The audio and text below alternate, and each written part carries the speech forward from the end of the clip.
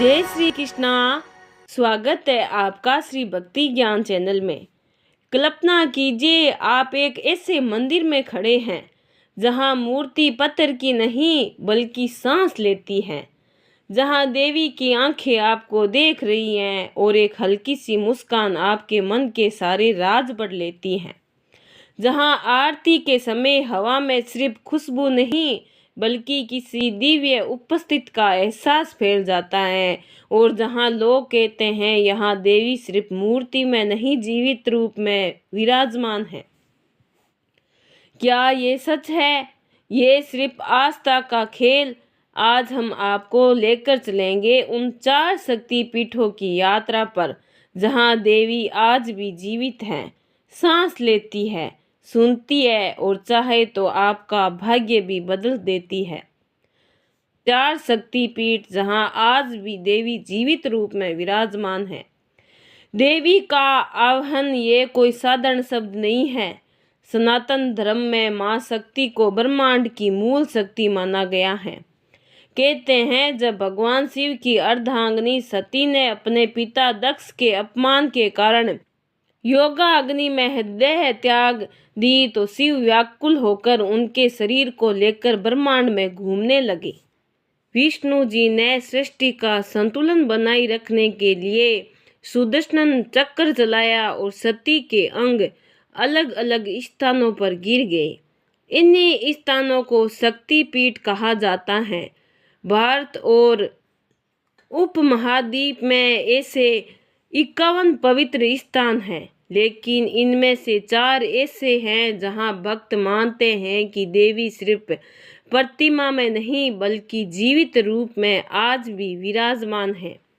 हमारी यात्रा की शुरुआत होती है उत्तर पूर्व के हरे भरे पहाड़ों से। असम का गुवाहाटी और नीलाचल पर्वत की चोटी पर स्थित कामाख्या देवी मंदिर। यहाँ देवी का गर्भ और योनि भाग गिरा था, पर यही बात इस दुनिया का सबसे अनोखा शक्तिपीठ बनाती है, क्योंकि यहाँ देवी की मूर्ति नहीं बल्कि एक प्राकृतिक शिला है जो हमेशा गीली रहती है और जिससे निरंतर जल बहता रहता है। हर साल जून महीने में यहाँ एक अद्भुत घटना होती है जिसे अम्बुवासी मेला कहा जाता है। मान्यता है कि इन 3 दिनों में देवी को मासिक धर्म होता है और मंदिर के गर्भगृह के कपड़े लाल हो जाते हैं।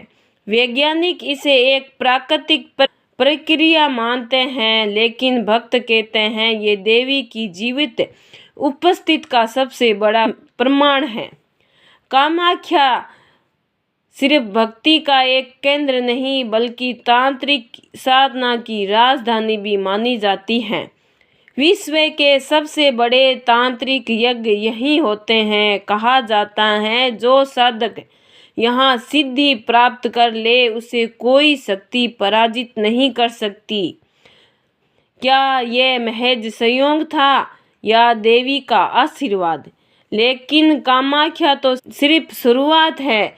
अगली यात्रा में हम चलेंगे उस शक्तिपीठ की ओर जहाँ समुद्र किनारे देवी का वास है और जहाँ रात के समय मंदिर के अंदर से आती है रहस्यमयी घंटियों की आवाज़, जबकि वहाँ कोई नहीं होता। अगले शक्तिपीठ के रहस्य को जानने के लिए तैयार हैं? पिछली यात्रा में हमने देखा असम के नीलाचल पर्वत पर स्थित कामाख्या देवी का रहस्य, जहाँ देवी के गर्भ और योनि का वास है, जहाँ प्रकृति भी उनके मासिक चक्र का प्रमाण देती है। लेकिन अब हम आपको लेकर चलेंगे उस शक्तिपीठ में जो समुद्र की लहरों के किनारे खड़ा है, जहाँ कहते हैं रात के समय जब लहरें शांत होती हैं तो मंदिर के भीतर से आती है घंटियों की आवाज़, जबकि वहाँ कोई नहीं होता। यह है माँ तारापीठ, पश्चिम बंगाल का चमत्कारी शक्तिपीठ।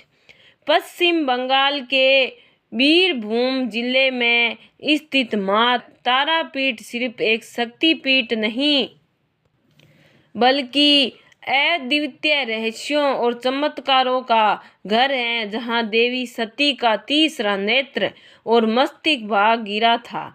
और यही कारण है कि यहाँ माँ तारा का रूप असाधारण है। माँ तारा के इस रूप में देवी को नील वर्ण दिखाया गया है। उनका एक पैर शिवजी के हृदय पर और दूसरा आकाश की ओर उठा है। गले में मुंडमाला, हाथ में खोपड़ी का पात्र। कहते हैं उनकी आंखों में ब्रह्मांड के रहस्य समाये हैं।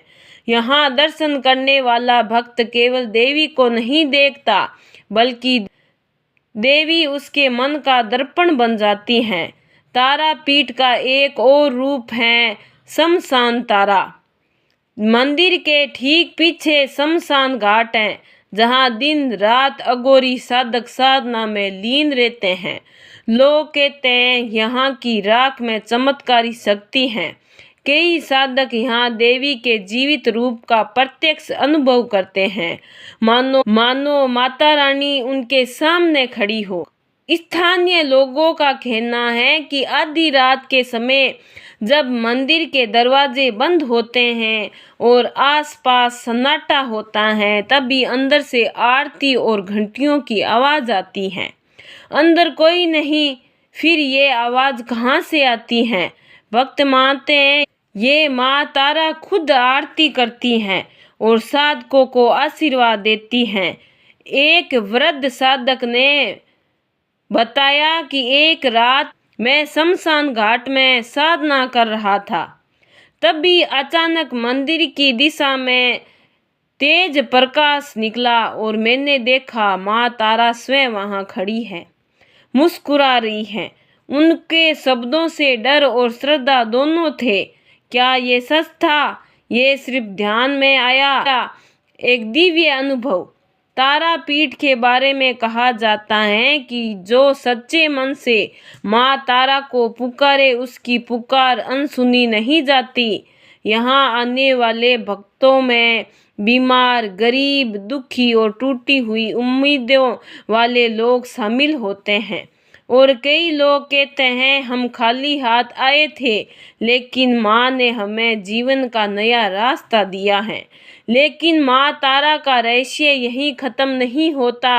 अब हमारी यात्रा हमें ले जाएगी उन ऊंचे ऊंचे बर्फीले पहाड़ों में, जहाँ देवी का एक ऐसा रूप विराजमान है जो हजारों सालों से हिमालय की गोद में जीवित है। जहाँ जाने के लिए सिर्फ पैरों की ताकत नहीं, बल्कि दिल में अटूट श्रद्धा चाहिए। जहाँ आप तैयार हैं उस दिव्य शक्ति पीठ की यात्रा पर चलने के लिए।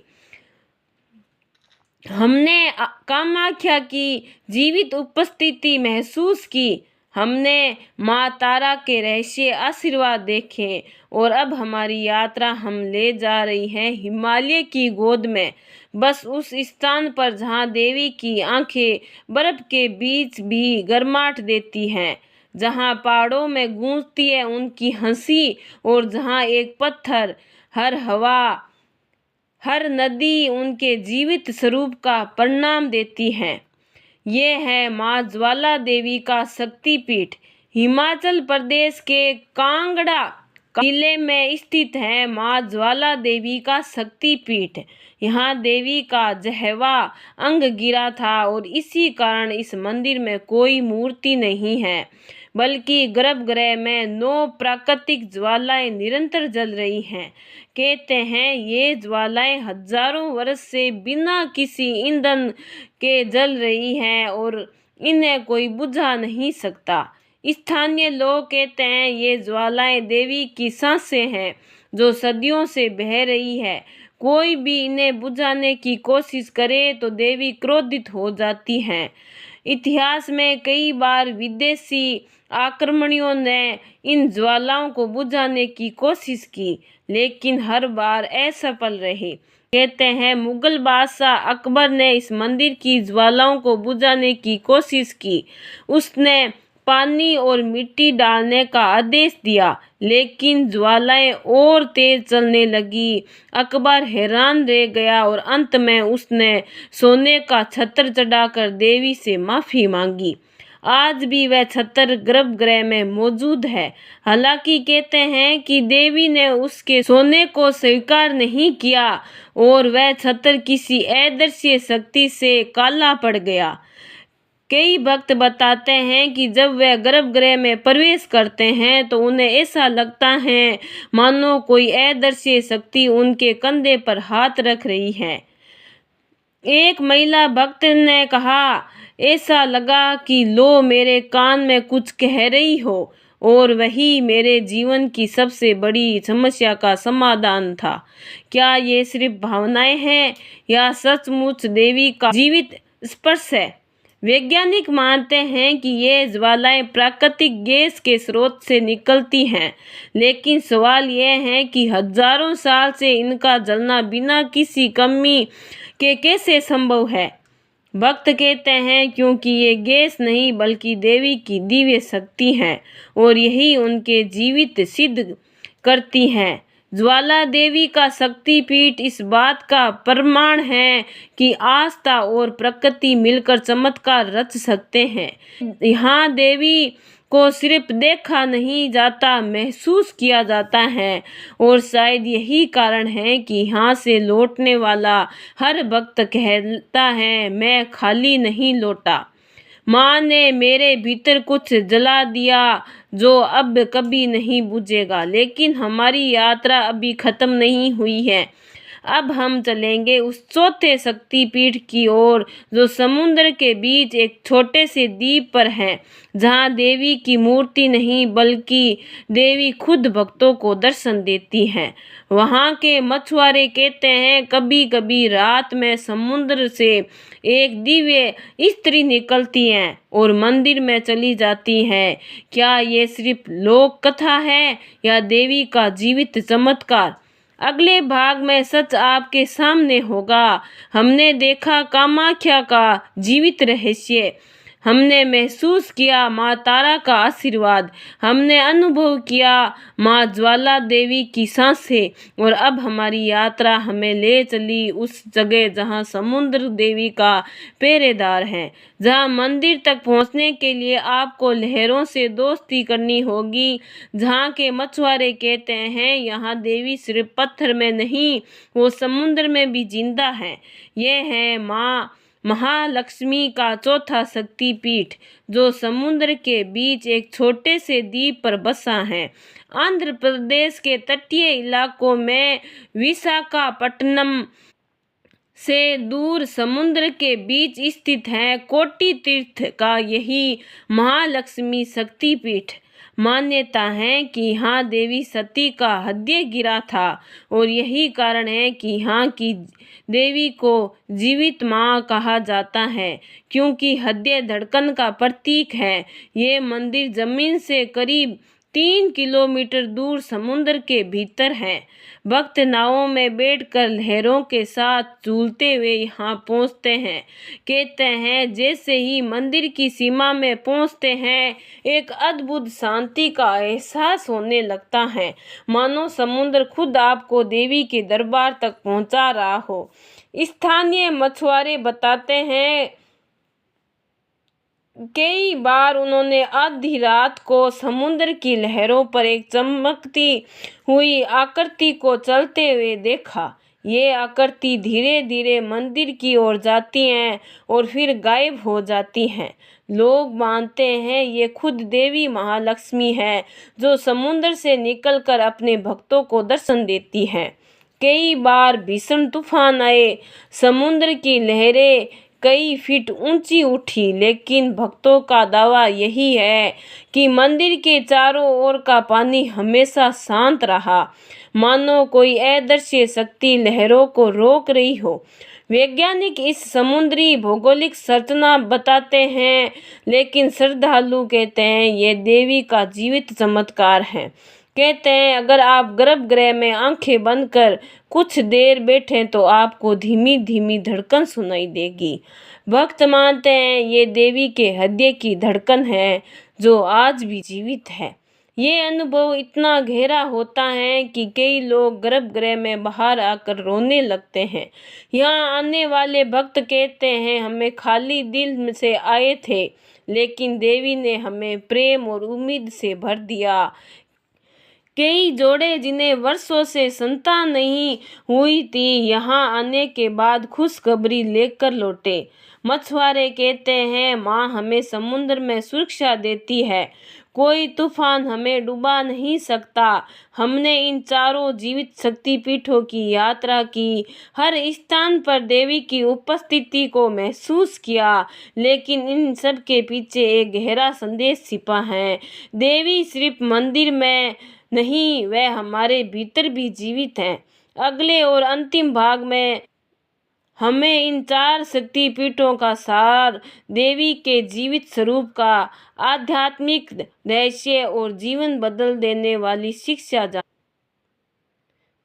हम नीलाचल पर्वत की गोद में कामाख्या के जीवित स्वरूप को देखा।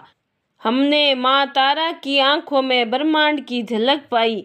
हमने ज्वाला देवी की सांसों में अनंत काल का ताप महसूस किया और हमने समुद्र की गोद में बसे महालक्ष्मी की हृदय की धड़कन सुनी।